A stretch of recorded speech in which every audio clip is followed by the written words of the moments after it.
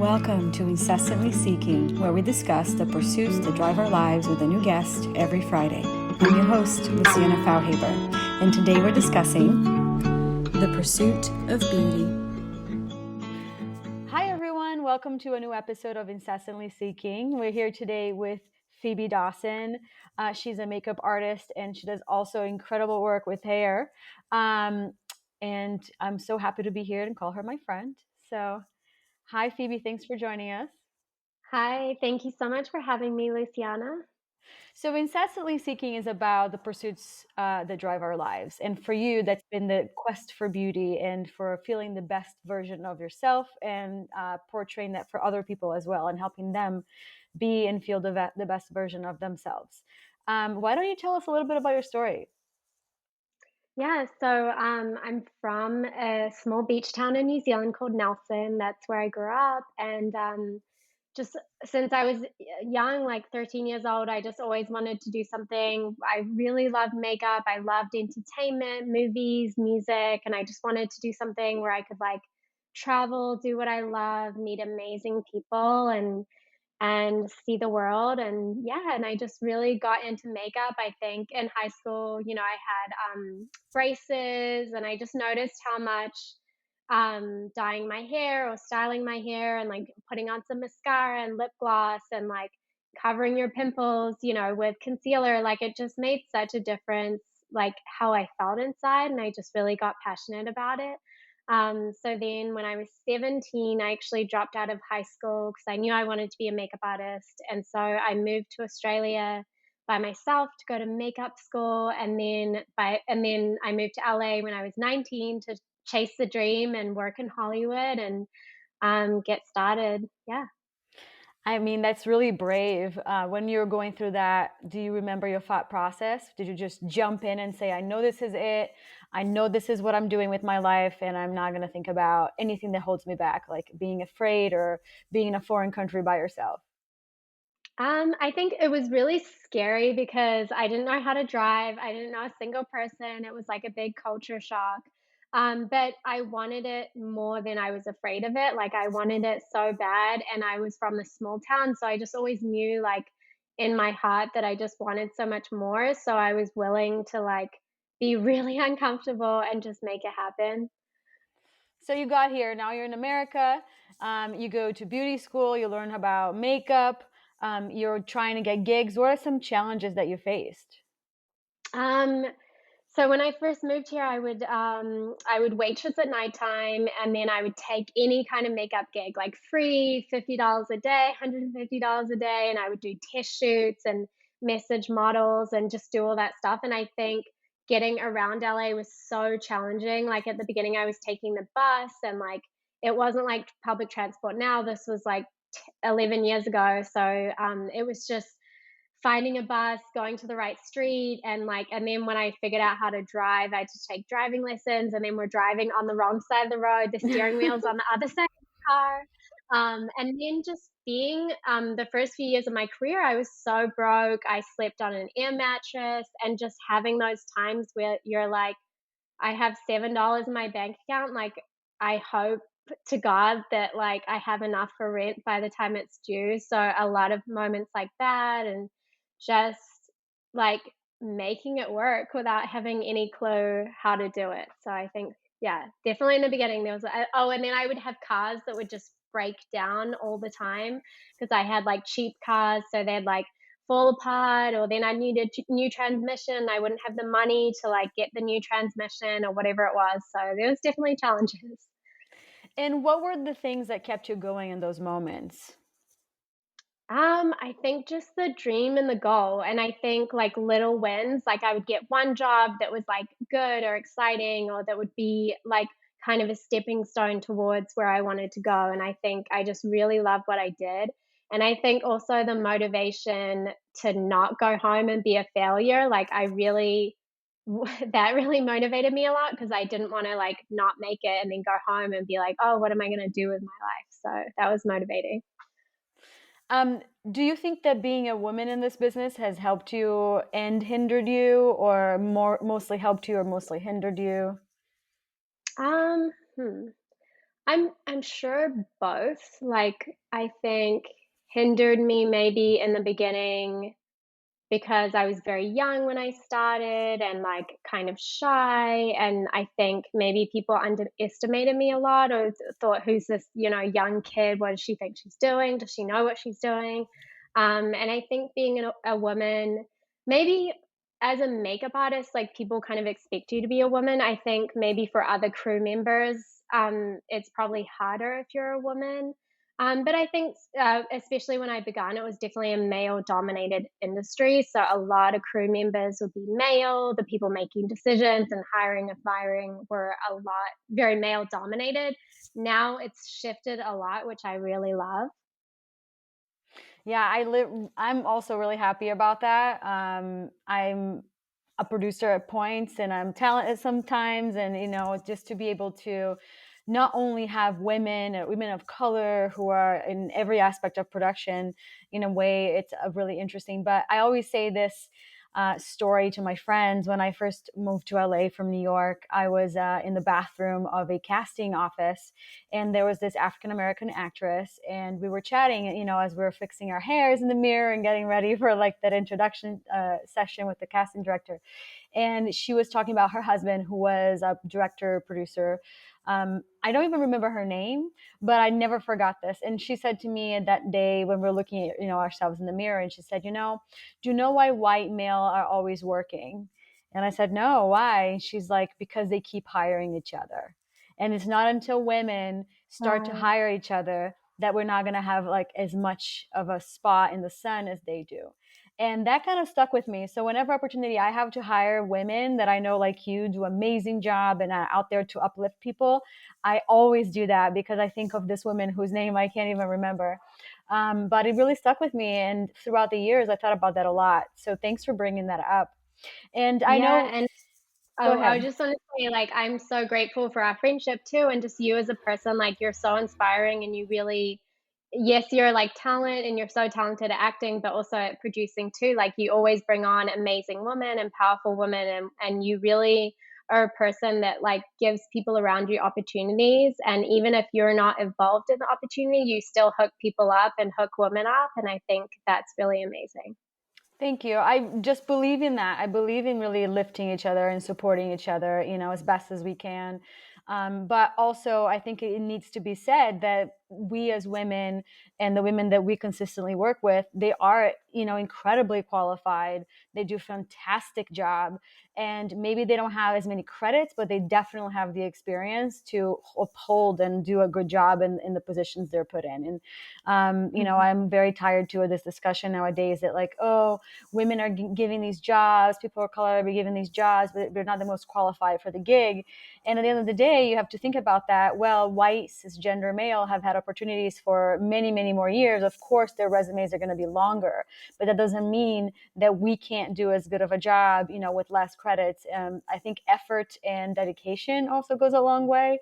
And I Yes. think women really strive to do the best job they can when they have an opportunity. So I keep that in mind. But for you, you've always are an uplifting person, and you always also try and uplift people, not only through their looks. But I know for a fact, because you have given me some really great books, that you are constantly trying to self-improve yourself. Do you want to talk a little bit about that? I'd love to hear how do you are always self-reflecting.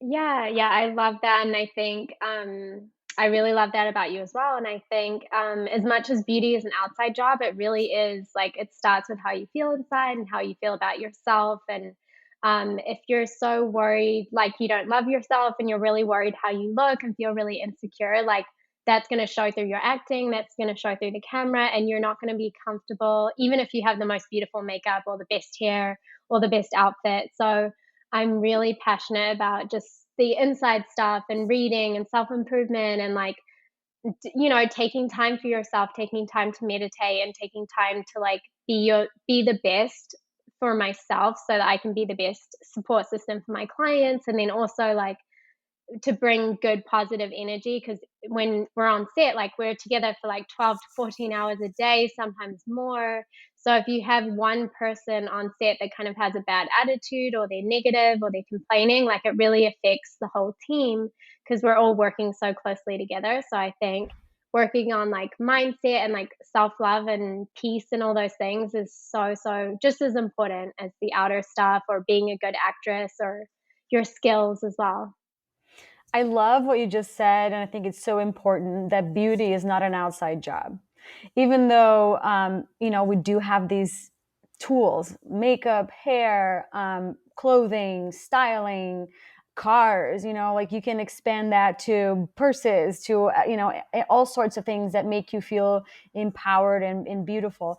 But I think what you touched on is so important to repeat: that beauty is an inside job, and for us to feel powerful and feel beautiful, there's some tending to your own garden that needs to be done. Yes, And like, I love also what you said, in the sense that when you work with people, you're with them so much that how you feel really affects everybody else, and I think that's true for everyone. Um, and I wish more people would be that aware and that same. self-conscious, right? um, Yes, and I think we live in a generation where we're so preoccupied with the way we portray ourselves on Instagram, on Facebook, on social media, and God knows what else these days, TikTok, and the list goes on and on. But I think it's important too that we understand that we can only be as beautiful as we feel. mhm. Yeah, I think it's so true, and I think it's for men too, for everyone. It's like, it's really how you treat people and like your energy at the end of the day, and that also helps with like if people want to work with you again, or if they trust you as a person or want to be around your energy. It really makes a big difference. So now you're still away from your family, still living in the U.S., chasing Mhm. your dream. How's that like, being away from your family and your hometown? I think it's hard. Like, I've missed, there's sacrifices. So I've missed weddings and put in events, a lot of birthdays, Mother's Day, Father's Day, many times. Whereas maybe other people are able to spend those times with their parents or do Sunday dinners. But I know this is, what I love more than anything. And like, I feel more at home on set than I do anywhere else in the world. So it is a sacrifice, but I think what me and my sister do is we just really try and make it special when we do have that family time, or like if our parents come and visit or we go home, like, we'll really do a few weeks and like really make it special and celebrate life or travel somewhere. So you just kind of do what you can, but it's like, okay, this is the life I chose, and the sacrifice is part of it. So yeah. And I think also technology has been so great these Yes. days, allows us to have this conversation today, and people all over the world to watch it and listen to it. Maybe, especially during COVID, I think people really connected again via these devices. We had FaceTime and WhatsApp, and Zoom became a thing that nobody had heard about before. So it's really great that we have had this opportunity to connect, even though we've been so far during these troublesome and difficult times. Do you think during COVID, did you have a time to like self-reflect? Is there any kind of discoveries that you had about yourself? Any kind of revelations? I feel like a lot of people had that moment of self-reflection, and a bit more intense than normally. Yeah, yeah, definitely in the beginning, especially during 2020, there was like a time period where the entertainment industry was just totally closed for like months, and we literally no one was working. So I think I had a lot of alone time. But I think, yeah, it's like, as much as it was frustrating, then it's like you're just like, okay, this is what's happening. I'm going to deal with it. And I think I really had time in a way that was a blessing to like work on my business and be like, who do I really want to work with? Where do I see my career going? What do I love? What don't I love? And since I've been back at work, I've been way more choosy with clients and just being more careful, like, what is their purpose? Do I believe in it? Do I really want to work with this person, or am I just taking it because it's a paycheck? And I think before COVID, I just took anything because that was my mentality. So now I'm much more careful and like doing everything with a lot more intention, and just being more aware of like where I want my life to go and like what really brings me happiness. So that definitely was a big blessing. And were you able to implement that as we start to reopen and go back to work? Yeah, definitely. Like I turn down a lot of gigs now, like more than I ever did before, and I really feel at peace with it, and I'm way more choosy with who I work with and how I want to work, and I think too, I realize like it's not just the client choosing me to hire, it's also me choosing the client to work with them too, and I don't have to say yes to everything. So, yeah, I think it's been good. And that also comes with that confidence that you mentioned of knowing the work will come. You don't have to say Hmm. yes to everything. You know, you can say yes to things that line up with your goals and your energy and the people that you want to be working with. So that's really important. Um, Yeah.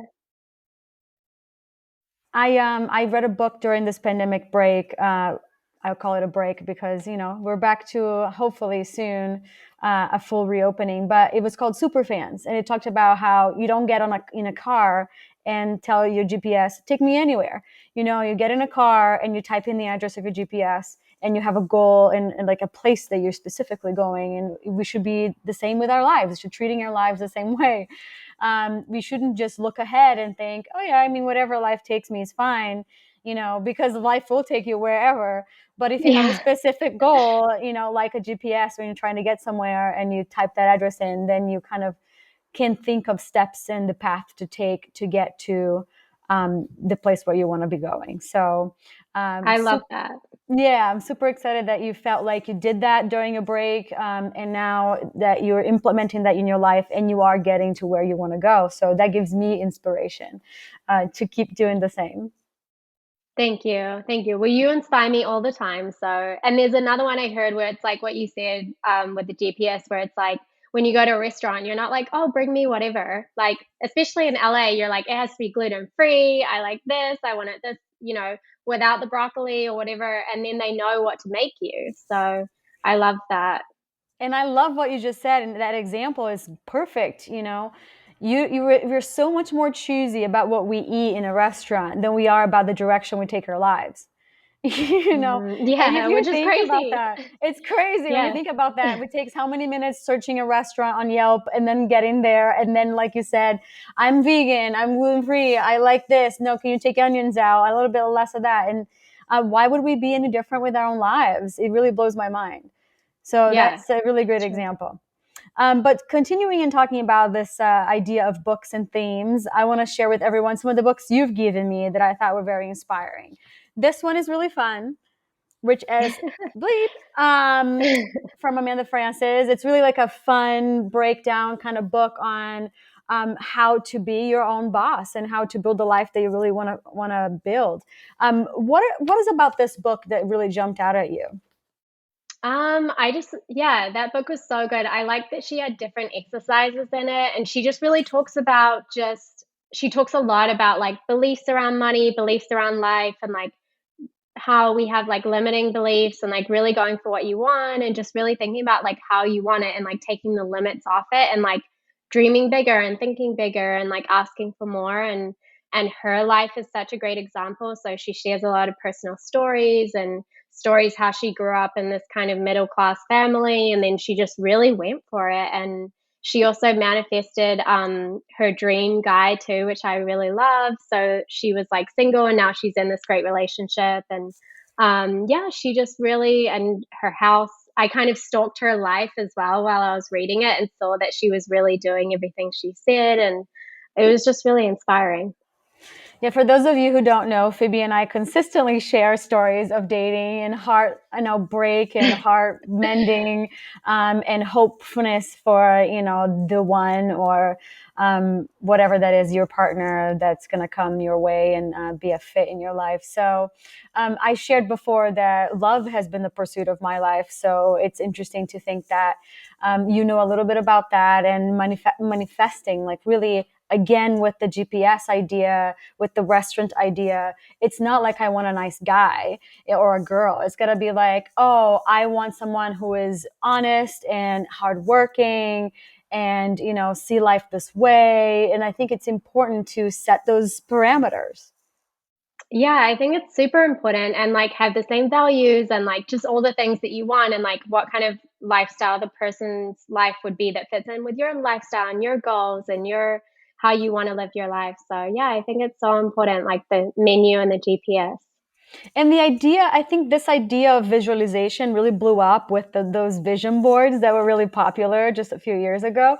And I hear Mhm. people saying like, oh my God, that totally worked for me. And like, even to the T of the things that I put on that board came to life. And I think that's great. But a lot of what we read is a lot about perception and like emotion, and really not just saying to yourself, I want this, but you really, what does it feel like to be in that space, and how does the life that you dream of is gonna change based on that.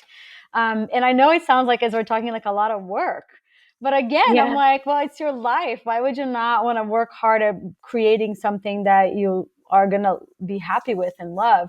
I used to be a 9 to 5er and have a 9 to 5 job, and I would love and would dream of the weekend and the vacation time. And now I live my life hoping that I don't ever wish for a time off because I love what I do so much.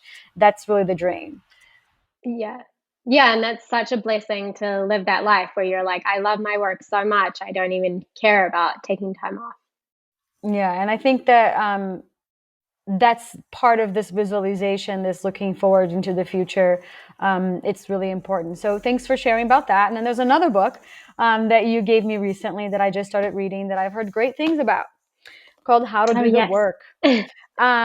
So again, like I mentioned before, Phoebe has been such an inspiration, so great about self improvement. And I think in this post COVID world, we really all need to be really looking closely at our mental health and what we're going, and the kind of life that we're living, living with intention. So why don't you tell me a little bit about this book? Why did you love it? Why did you give it to me as a gift?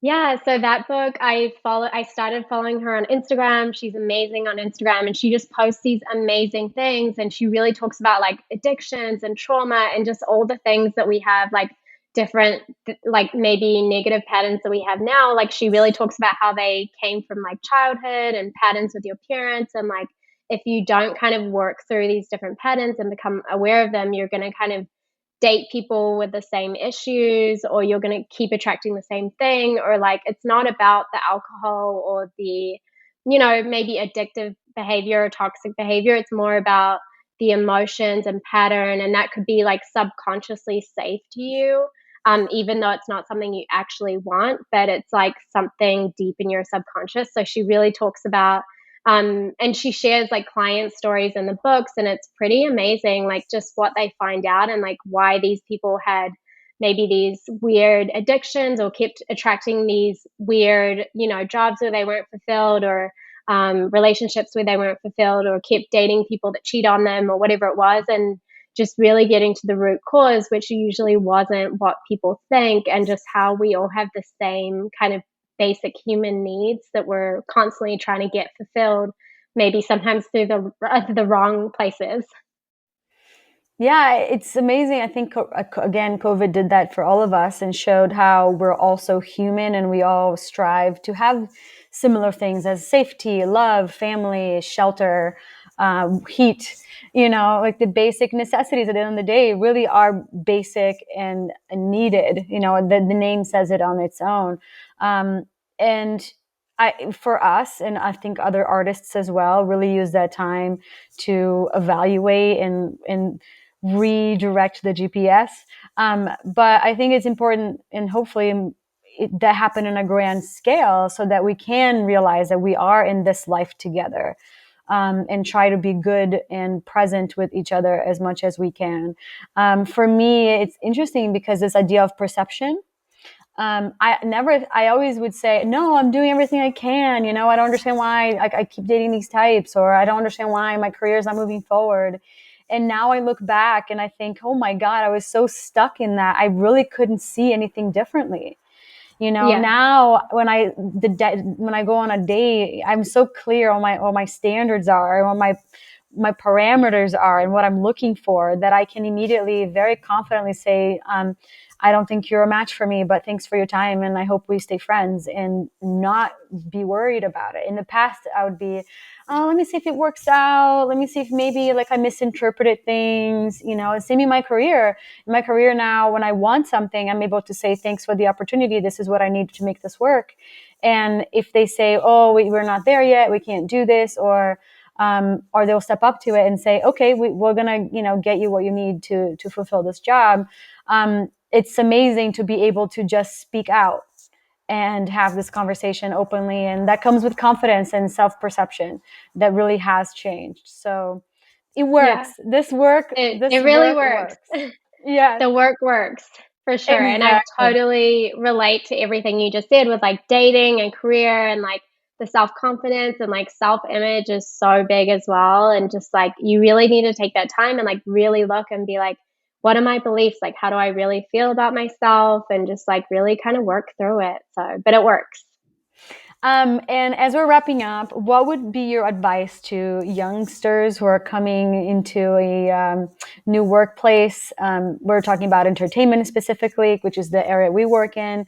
But what would be your advice to anyone who is deciding to follow their dreams and go to a foreign country and leave everything behind? I would say, make sure you really, really want it, as much as you like want to breathe, because it is a lot of work. And just work really hard, like show up early, do your job like the best you can. Like a lot of people, will do the bare minimum. So I feel like if you have a good attitude, you show up early, you do the job, you give it your best, have intention, like the GPS thing that we were talking about, and just really stay focused on your goals and like dream big and know that it's possible. Like the time where you're like, have no money in your bank account and you're sleeping on it near a mattress, like if you have that dream and you have the faith and you work towards it, like anything is possible. So yeah. My acting coach in New York was called Bill Esper. And our first day of school, he said to everyone, he said, if you can imagine yourself doing anything else but being an actor, go do that, because it's not Wow. going to be easy. And it's exactly what you're saying. You need to want it as much as breathing, because there are going to be Yes. moments that are going to be so hard. And when you are faced with those moments, that's when we know, and yourself knows what you really want. I've had plenty of actor friends who gave up and took full-time jobs that paid really well because they couldn't stand, sleeping on air mattresses and taking waitressing jobs or whatever it took to just stay afloat. So this is Yeah. fantastic advice. Um, Thank you so much for your time today. I really appreciate it. I'm not only your friend, I'm your fan, and we'll continue working together. Can you share with everyone who is watching and listening where to find you? Okay. And thank you so much for having me. I adore you. I'm so grateful for you as well. And I'm your fan too. And everyone can find me. I'm on Instagram, Phoebe Makeup. My website is phoebedawson.com. So yeah, it's pretty easy. There you go, everyone. Stop by, say hello, have any kind of inspirations or makeup questions for Phoebe. She truly is the best. And stay tuned for the next episode. Thank you so much Thank for you. joining us, Phoebe. Thank you. Thanks for having me. It's been wonderful.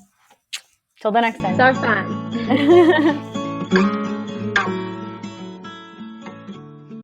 Having an emotional connection, because see, we're emotional creatures. We try to ration things, we try to reason to justify certain things, but Yeah. all our decisions are made with emotion, right?